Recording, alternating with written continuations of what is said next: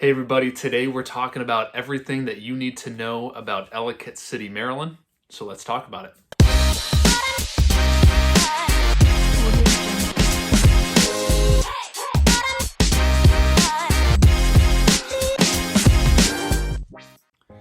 Hey everyone, welcome back to the channel where we talk about all things living here in the state of Maryland. So if that's the kind of information you're looking for, make sure to hit the subscribe button and hit the notification bell so you're made aware of our new weekly videos where we talk about everything Maryland. And if you're looking to move to the area, if you have any questions, concerns about the area, or just even visiting and you just have some questions, feel free to reach out. We love answering your questions and helping out in any way. Contact information is on your screen and we love helping out in any way possible.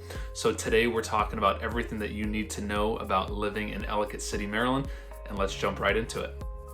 All right, so first thing I want to talk about within Old Ellicott City is one of my favorite parts, and that's going to be Old Ellicott City, historic district of Ellicott City. And I love this place. My wife and I go there all the time. We're taking our son down there to eat and hang out, and it's just a really cool historic town. One of the many here in Maryland, but definitely one of our favorites since we live here in Ellicott City, so it kind of hits home for us. This was founded in 1772, so the architecture, the buildings, it's just so cool, and it's definitely a fun place to go year-round. And it's actually got the oldest surviving train station in the United States. So part of the B&O Railroad, built in 1830, is Ellicott City Station. So if you're down there and you go all the way, if you're on Main Street and you go all the way down to pretty much the Patapsco River there, which separates Howard and Baltimore County, you're gonna see exactly what I'm talking about. So a lot of cool history down here, a lot of fun things to do, restaurants, little knick-knack stores, record shop, just a really cool vibes and really fun time to go there any time of the year. So one of my favorite parts about here is there's no big businesses. You're not going to find any Subways, McDonald's, or anything down here. So it's all local, locally owned, small business kind of businesses down here, which is what I love. So some of my favorites, Phoenix Upper Main, which is kind of right in the middle. Used to be Phoenix at the very bottom, but due to the flooding that occurred, they ended up moving that over, transitioning it up, and kind of combining it to what's now called Phoenix Upper Main. So great food there, good beer, 3 levels. They've got a basement, main level, and then upstairs. So always a good time there. Right across the street is La Palapas. So they've got one other location in pretty much like Laurel, Maple Lawn, but those are pretty much the only 2. So really cool place if you're looking for a little more like dancing kind of nightlife kind of thing. I would check out La Palapa, really good Mexican food, great margaritas, and you'll kind of find more of that there too. And then Manor Hill is really good too. So if you're looking for great locally brewed beer, good drinks, great food, I would definitely hit up Manor Hill. And then we normally end the night walking up to our car because there's a big parking lot towards the upper end. Judge's Bench is right on the left. So that's a really cool place just to kind of hang out, get a drink, get some food as well. They've got darts and kind of a hangout place upstairs. So I would check that out as well.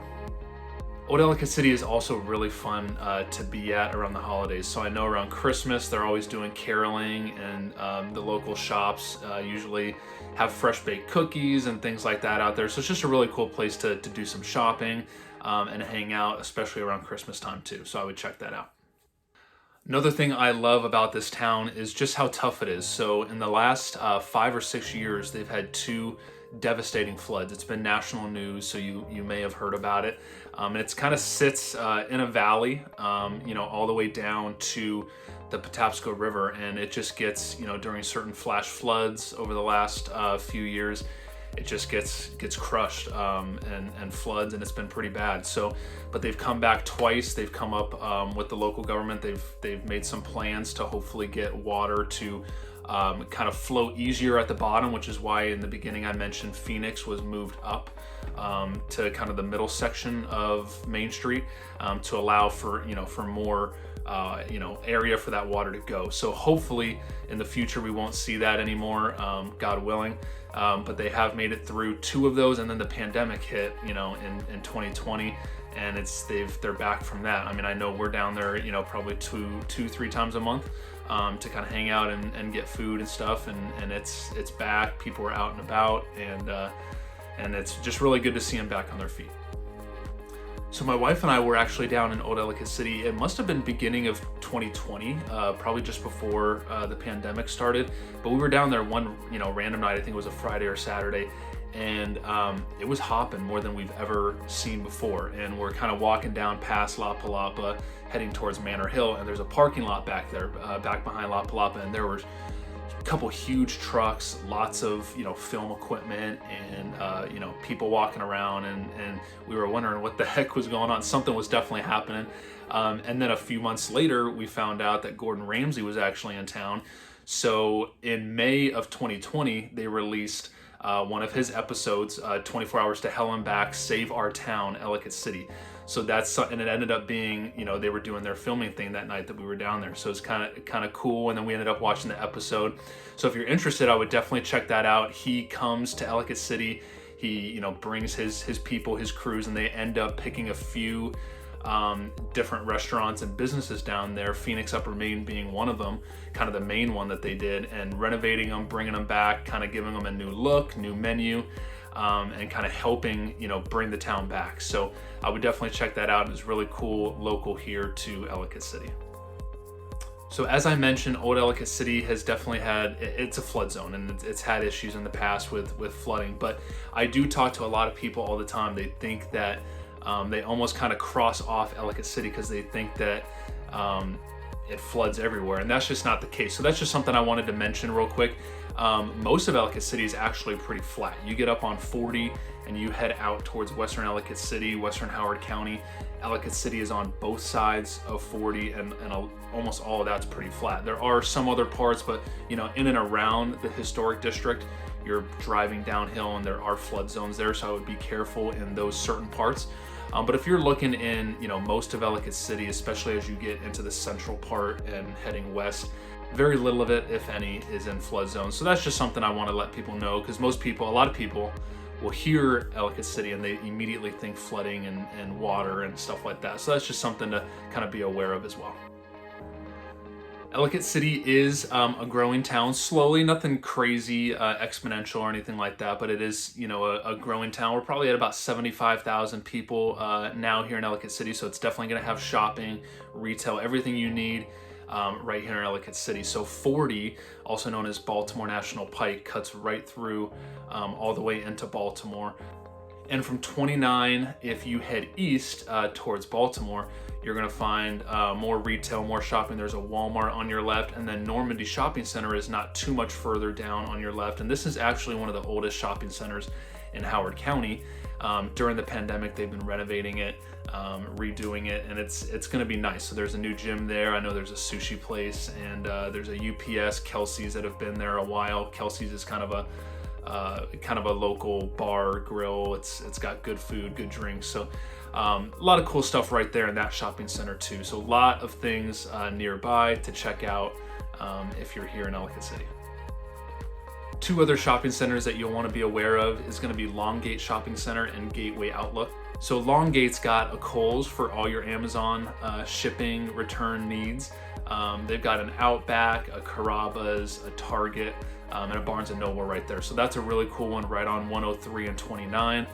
Easy to get to, lots of shopping and stuff there.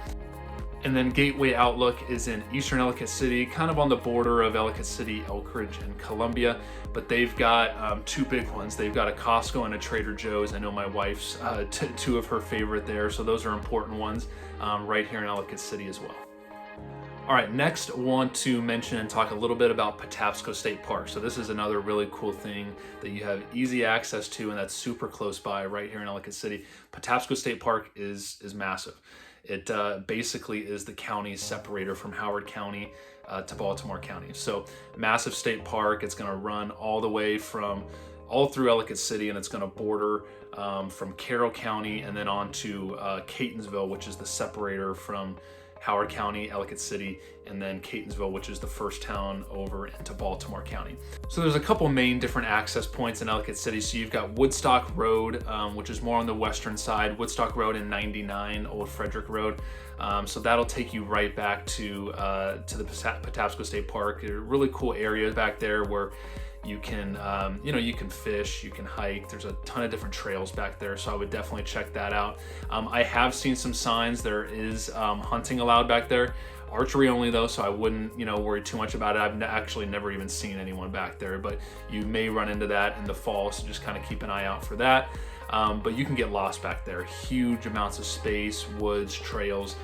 So I would definitely check that out. People are biking, mountain biking back there. So a lot of fun back there. On the weekends, there are tons of cars. I mean, it's crazy. So I would try to hit it up during the week. If you're there on the weekend, I would expect a lot of crowds, lots of cars, lots of people. And then right there on the train tracks, that's also, the county line right there. And I would check out Woodstock Inn. It's right there on the Howard County side. They've expanded their outdoor patio space. Really cool place to go hang out and get brunch. They've got good, drinks and stuff. It's a fun hangout spot. Small little place. They got a pool table and jukebox in there. So it's a fun time to hang out there. I would definitely check that out. And then on the eastern side, you've got Daniels Dam that I would certainly check out. So cool spot to go. You can swim. It's kind of a cool little tucked away spot. Lots of trails as well back there where you can go and hike. You can hike along the river. You can kind of kayak and paddle back there too. I've seen people definitely do that from the Woodstock part and come all the way down to the Daniels part. So you can kind of park your cars at both spots and then basically paddle all the way down. So really cool hangout spot. I would definitely check that out. And it's kind of a cool thing that Ellicott City has right in its backyard. Centennial Park is also a really cool spot, fun place to go with the family. So I would definitely check that out as well. 337 acres, so it's a big space. It's got a lake in the center, and then it's got about a 2.5 mile loop, paved loop, where you can, people are walking and just kind of exercising around there. So really cool spot to hit up. It's off 108, kind of a little bit further in, into Ellicott City, kind of bordering Columbia's on the other side of 108. But it's a really cool spot, so I would definitely check that out. They've got a snack stand. They've got boat rentals. They've got a boat ramp, so you can kind of kayak in there, I believe, and fish, and great spot to picnic. They've got lots of grass and open space and stuff like that, so I would definitely check that out as well. And then right next to Centennial State Park is Clark's Ellie Oak Farm. So this is definitely a cool spot you should check out, especially if you have kids. So they've got a petting farm where you can, a pumpkin patch. You can spend as much time as you want there. They do charge admission, so I would hop on their website and kind of check that out. But really cool spot to check out if you've got kids, and just a fun local place where you can get away and have a good time. My wife and I recently had our first child, so he's 7 months old now. So as soon as it cools down, because it's been hot this last week, we're definitely going to be taking him there for the first time. So we're looking forward to that. They've also got a shop where they sell meat, they sell produce, they do kind of seasonal herbs and stuff like that. So cool spot to check out too if you're looking for kind of a local little farmers market kind of thing where you can buy stuff locally right here in Ellicott City. All right, next wanted to mention housing and just kind of give you an idea of what to expect there. So in Ellicott City, you're going to see roughly about 60% of housing is detached single family homes. About 25% is going to be townhomes, and then the remaining 15% is going to be condos. So you will see it all here in Ellicott City. However, mainly it's going to be detached homes, communities, and things like that. Now, also want to prepare you as you get west. So if you're looking on a map of Ellicott City, as you get west of Bethany Lane, you're going to see a lot more well and septic. It's going to start getting a little more spread out in certain areas, and a lot of that is going to strictly be west of Bethany. If you're east of Bethany, seeing well and septic is going to be more of the exception. So you're not going to see that as much. It's going to be more kind of communities and mainly public water, public sewer. So it's kind of depending on what you're looking for there, that might help you target certain areas as well. Another thing I love about Ellicott City is it's still got some good, a lot of the houses still have good, land size. So if the home is built before like early 70s to mid 70s, there's a good chance that home is going to sit on, a third of an acre, half an acre, something like that. There's a lot of communities still with that kind of layout left. And then after that, the newer communities, they start squeezing them in more. So if it's built after mid 70s into the 80s and sooner, I would expect those lot sizes to to get a lot more smaller. So you've definitely got a good balance of both, and kind of depending on what you're looking for, hopefully you'll see something that's a good fit for you. So a huge draw to Howard County in general, and specifically Ellicott City, is going to be the Howard County school system. And Ellicott City definitely has great schools, so that's a huge reason why people are coming to the area and stay here as well. So you're definitely going to find good schools here in Ellicott City, and I would definitely encourage you to do your own research there and kind of see if that kind of meets what you're looking for and your standards. There's some good websites. I would definitely check out greatschools.org. They do a great job of breaking down a ton of different things as far as class sizes, demographics and stuff like that. So I would definitely check that out. In Ellicott City, you've got an average of 12-to-1 student to teacher ratios. The state average is 14-to-1. So you're definitely going to find great schools here. If you're targeting that, I would definitely look more into Ellicott City. You are going to find probably some of the best schools here in Howard County in the state. So it's consistently ranked top in Maryland. The funding is incredible. So in 2022, they just approved the largest school budget ever, $942 million. Kind of blew my mind, almost $1 billion towards education here in Howard County. So you're definitely going to notice that through the programs. If you've got a child who has any kind of special needs, Howard County is got a huge budget for that, great programs for that. So I would definitely look more into that if that's something that you have a need for. So COVID really was the main driver in that increased budget. Teachers, they were just getting a lot of feedback that they just needed more resources. In Howard County, it was the largest budget increase since 2008 of roughly 8% year over year. So definitely a lot of money going towards education here in Howard County. It's roughly 65% of Howard County's general fund that goes towards education. Definitely something that Howard County takes seriously, and it definitely reflects in their programs and their top-notch schools. Now in Howard County, the ongoing annual property tax rate remains the same. However, what they did do is effective July 1 in 2020, they increased the transfer tax rate on residential and commercial transactions. So that means anytime a property is sold, transfer taxes are paid.